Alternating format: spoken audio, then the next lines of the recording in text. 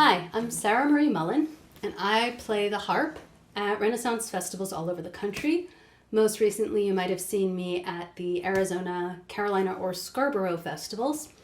And I thought I would do a show for you today on the history of this instrument I'm playing for you. Really quick overview, at least. This is the modern Celtic harp. You'll also see it called a lever harp or a folk harp, sometimes an Irish harp. All of those terms are correct. Folk harp is a bit of a catch-all to talk about basically any harp that isn't the modern concert harp. I'm not sure if that's in frame or not, but I have one right back there. Lever harp, because it has these levers, but not all of them do, which is why I don't love that term. Irish harp, because it is played in Ireland, but it's also played in Scotland and northwestern France.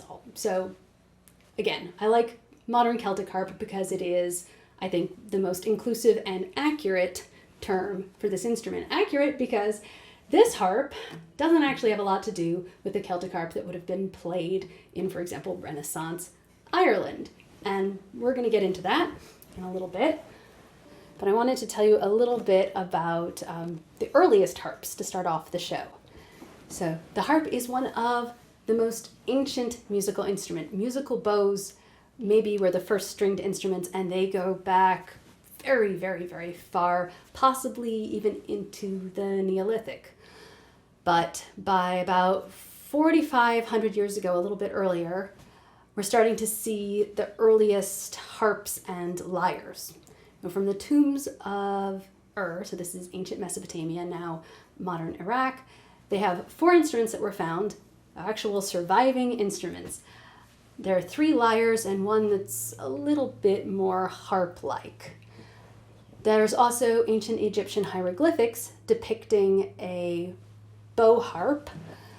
So that's an instrument a bit more like this, but missing this pillar here.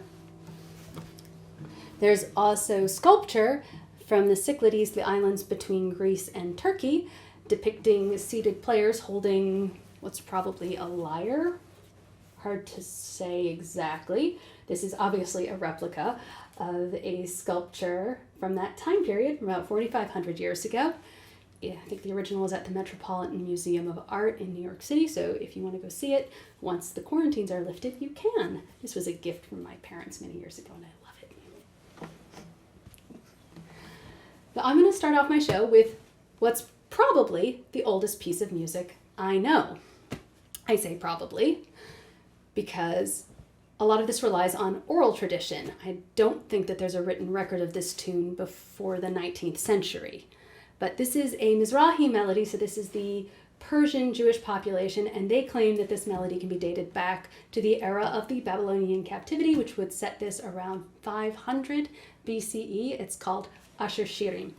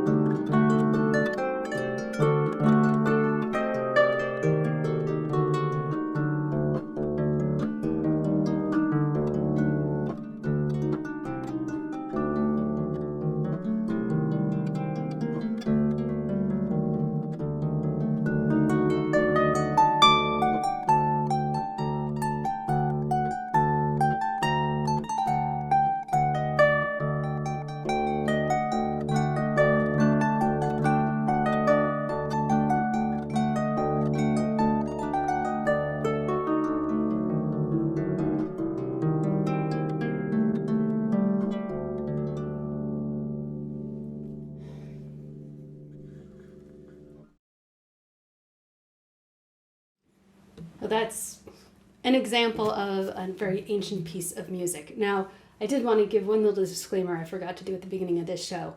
What I'm playing for you today is not historical performance.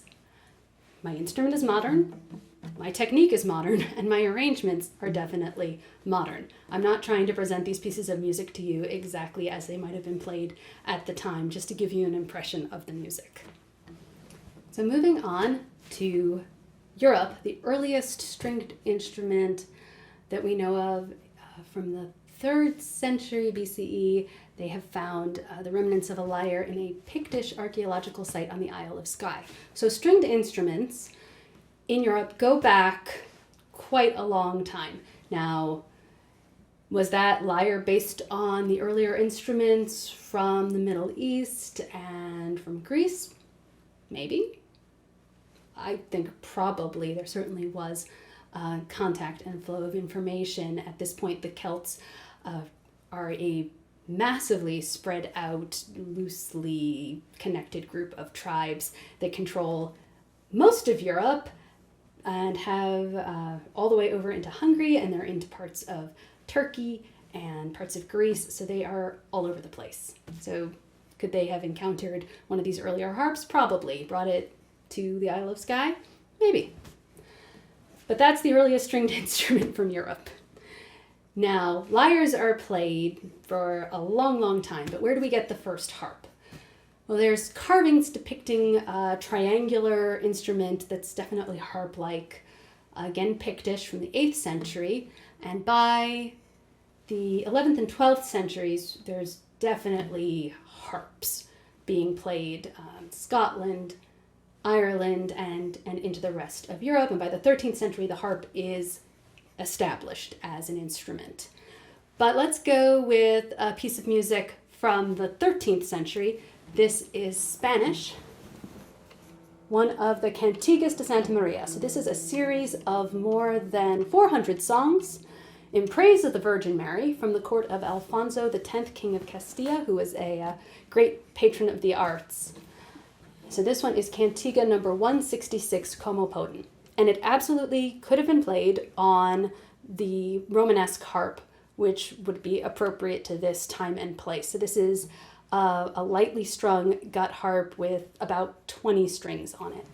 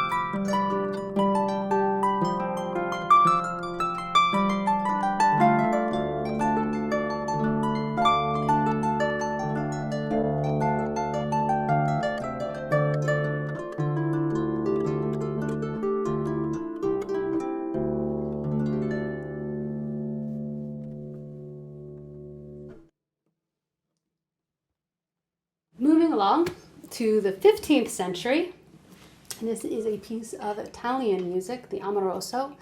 It's a court dance melody.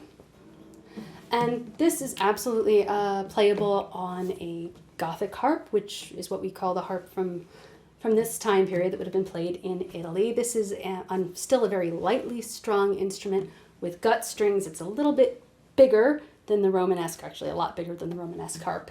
It also sometimes had braying pins, they create a buzzing sound, almost nasal quality that was very much the style of the times.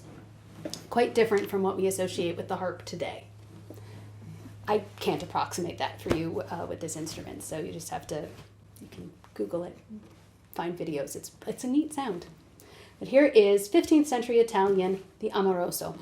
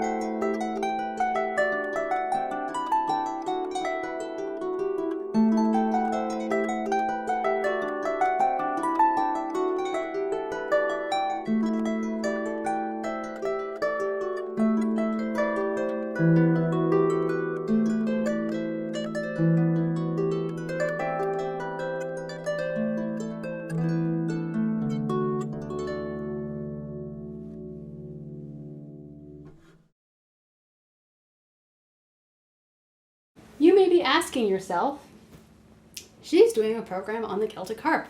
Why hasn't she played any Celtic music yet? Funny you should ask.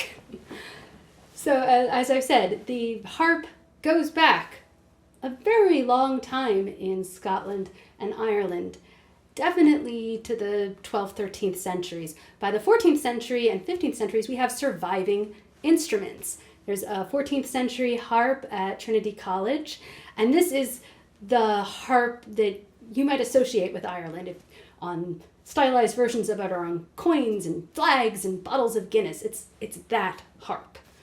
There's also the Lamont and the Queen Mary harps in Scotland that are both from the 15th century. So we have surviving medieval Celtic harps. These are rather hefty instruments. They're still held on the lap.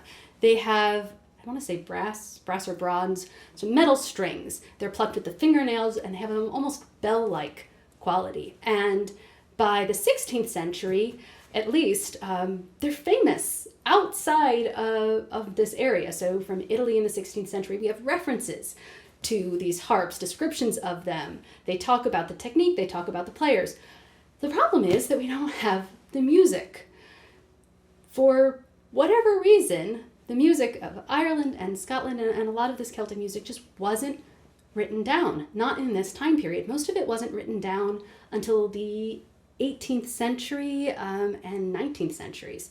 A little bit was written down in the 17th century. Almost nothing, I think nothing before that time. So it's very difficult to try to come up with what early Celtic music sounded like. And it's not like the technology didn't exist. Written music goes back to the 11th century, and certainly by the sort of 13th to 15th centuries, it looks like music you and I know today. So it's not that the ability to write music down wasn't there, they just didn't do it, or it didn't survive to this day, which is also possible. So is there medieval Celtic harp music? Yes, there definitely was. We have the harps. We know it existed. We just don't know what it was. So the medieval music I'm playing you is not going to be Irish or Scottish. This next tune is probably the oldest piece of Irish music I know. Again, we're relying on imperfect records. It wasn't written down, I think, until the 18th century, but there's references to it being played in the 17th century, so it definitely goes back before the 18th. And it seems to have been a well-known tune in the 17th century, so I suspect that it's older and probably a Renaissance period melody. But again, we're dealing with oral tradition at this point. This is Hagamar Féin on Saralín. We brought the summer with us. It absolutely could have been played on the medieval and Renaissance style Celtic harp.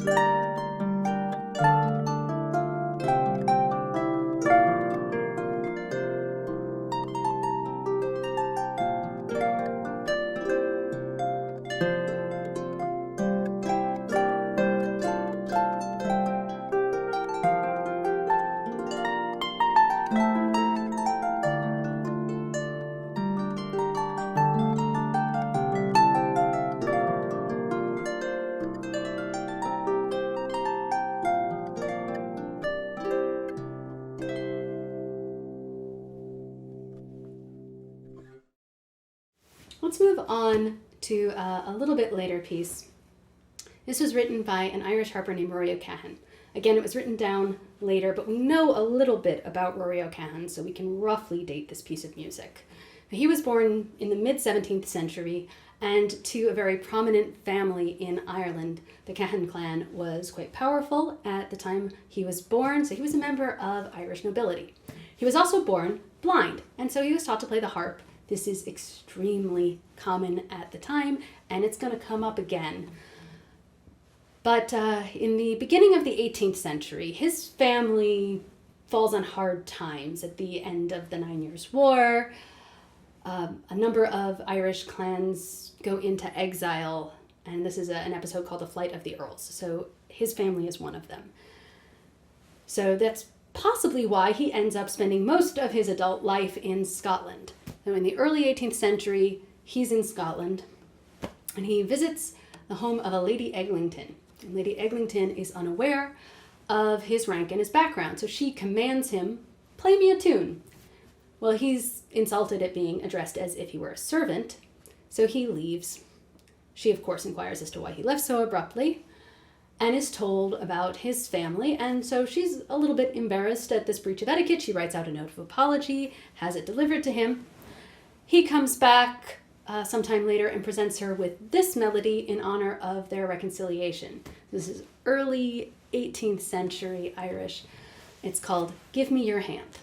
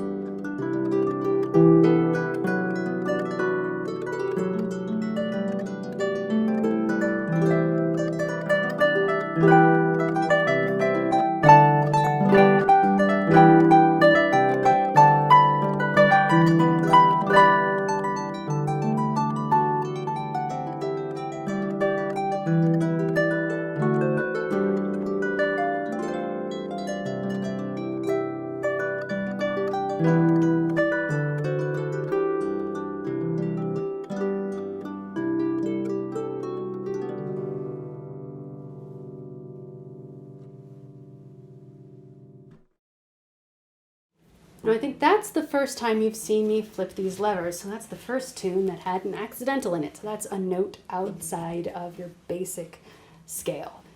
Everything else I've played so far has been diatonic scale. Now, Rory O'Cahan's harp did not have sharping levers like this. The harp that was being played in his time period was a little different from the medieval style Celtic harp, but it was bigger. It was a floor-standing harp, more like this one, but otherwise it was very much the same. It was still a wire-strung harp. You can't bend those strings, they'll snap. But they had a method of tuning at that point that allowed them one accidental, so it's called the sisters. They tune like that. So that's how he could have played that melody. Now, moving on a little bit to the end of this century, we have the most famous of all the Irish harpers, and this is Turlough O'Carolan. So Carolan is born in 1670. He loses his sight to smallpox as a teenager, and so he's taught to play the harp to support himself, which, again, as I said, very common at the time. He becomes famous for his skill as a composer.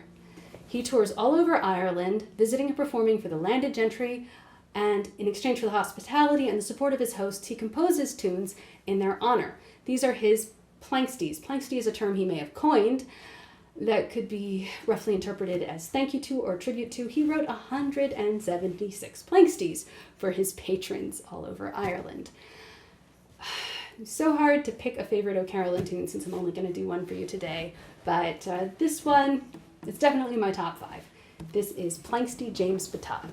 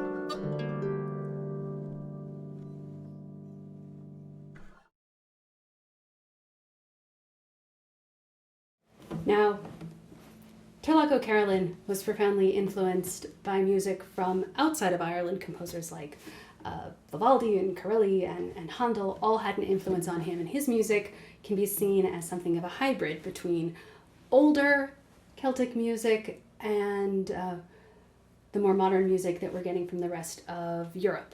So what's happening with the harp in Europe? We are now into the 18th century. So what's been going on? Music has become increasingly chromatic. So there's lots and lots of accidentals required once you get into sort of the later part of the Renaissance period and into the Baroque. So they have to develop a harp that can play that repertoire. The harps that we last talked about, the Gothic harp from the 15th century, in Italy, is still a diatonic instrument. It doesn't have the ability to play much by way of chromaticism. So what's the most obvious strategy? If you want more notes on a harp, you add more strings. But you can't just keep adding them indefinitely down the instrument because, well, the arm can only reach so far, and if you bring them closer together, it becomes very difficult to play. So the solution that's developed are the multi-course harps. These are harps with more than one row of strings. Starting, I want to say, is it the 16th century? You get the first of these multi-course harps, a harp with 2 rows of strings. One row corresponding to what the white keys on the piano, a diatonic row, and then one pentatonic row that would correspond to, say, the black keys on a piano. And so this does have a full 12-note scale available. Now, by the end of the 16th and into the 17th century, it's evolved from there. In Spain, they have a cross-strung harp. So they take those 2 rows of strings and they put them into an X. This has a big advantage in that you can access all of the strings, both rows, with each hand based on where you play above or below the break on that X. Fingering gets complicated, but it's a really neat instrument. So that's what's being played 17th century Spain. Now in Italy, at the same time period, they've moved on to the triple strung harp, which has 3 rows of strings, as the name suggests. It has 2 rows on the outside corresponding to what would be the white keys on a piano, and then 1 row offset in the middle that would be your black keys. You reach them by going in between those rows. I'd like to play you a piece of music that was written for a triple strung harp, not actually an Italian triple strung. This was written for the Welsh triple strung, because by the 18th century, the Welsh have become really famous for their skill on the triple strung harp, and they've modified it a little bit. It's got a wider sound box, and it has the word Welsh in front of it. So there's that. This piece of music was written for that instrument. So you have to imagine anytime I'm flipping the levers, this harper would have been reaching in between the outer row of strings to pluck a middle string. This was written by David Owen. He is a blind Welsh harper. I told you they're all blind. So he wrote this in 1741. Legend has it that he wrote this melody on his deathbed to be played at his own funeral. He was 28 years old. It's called David Garaguen.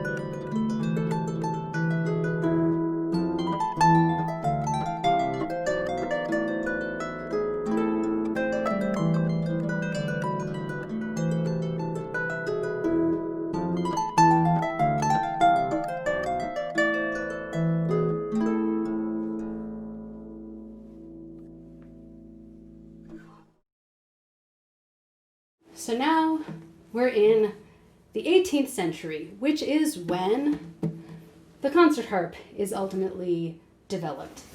So it starts off with the German hook harps of the 17th century, which have a little device that shortens the string, raising the pitch by a half step. And if that sounds a lot like these levers, it's because they are. Not too long afterwards, it occurs to someone that it would be so much easier if we could do that without taking our hands off the strings. So they try to devise a pedal system. And it goes through a lot of different trial and error until eventually, around 1800, the double action pedal harp, the harp that you see in a modern orchestra, is developed. This is a truly chromatic harp in a way that the earlier harps weren't, because the triple strung harp and a lot of these others, while they do have all 12 notes, they don't play happily in every key. The concert harp can. The concert harp can play in any key. The concert harp can do key changes and all of this stuff. So that's the reason why you see that harp being played in an orchestra. But what's happening with the Celtic harp? Unfortunately, it's dying out. So at the end of the 18th century, they realize that there are incredibly few people left who can play the wire-strung harps of Ireland and Scotland. There are only a handful of players, and there's this sudden rush to start writing down the music, which is where we have most of these records. Edward Bunting is responsible for collecting a couple of the tunes that I just played for you, the Irish ones. And he makes a great project of collecting music from Ireland and publishing it. There's also the formation of a historical harp society that tries to revive interest in the instrument. But unfortunately, by the early part of the 19th century, the last of these wire-strung players have died. There's really nobody left that knows how to play the instrument, that really can pass on the technique. So the Historical Harp Society asks a harp maker named John Egan to create a harp for them, and he creates this romanticized version of the Irish harp that has the basic silhouette of the harp of the 18th century, but gets rid of those wire strings and replaces them with the gut strings that are being played throughout the rest of Europe, because that is a more accessible technique. He also attempts to use some version of the pedal mechanism to create accidentals on his harp. That doesn't really catch on, but his basic design of the Celtic harp, the modern Celtic harp, starts then, around 1800. Eventually, those hooks from that German hook harp that we talked about a second ago are adapted into levers. This is pretty much a 20th century addition to the instrument.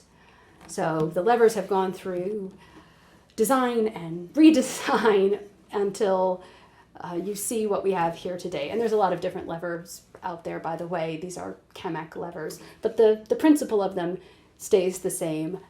You move a lever, it shortens the string, raises the pitch by a half step, allowing for some limited accidentals and for me to play the music I've been playing for you today. So that is how we get to this instrument, the modern Celtic harp, the harp that you will most frequently see played at Renaissance festivals and at Celtic festivals. Now, there are people who have revived the older style of Celtic harp, the one with wire strings, and done a lot of research and brought back that technique and are able to play at least our best approximation of what that music sounded like going back into earlier time periods. That's just not what I'm doing for you here today. So now that we've reached the 20th century, I thought I would play for you one of my own compositions. Well, I guess actually this is 21st century. When did I write this? I wrote this for my husband, Cyrus, and without Cyrus, this show could not have happened today. He, beyond just setting up all of this gear and walking me through how to use it, because I am not the most tech savvy of people, he is also outside right now with our daughters, keeping them entertained and out of the house so that I can have some quiet to record for you. So he is very important to this show today. I wrote this melody for him early in our relationship. He just pointed out to me that we had the 15th anniversary of our first date yesterday, so this tune is probably about 13 years old now. It's getting on in years. It's called The Autumn King.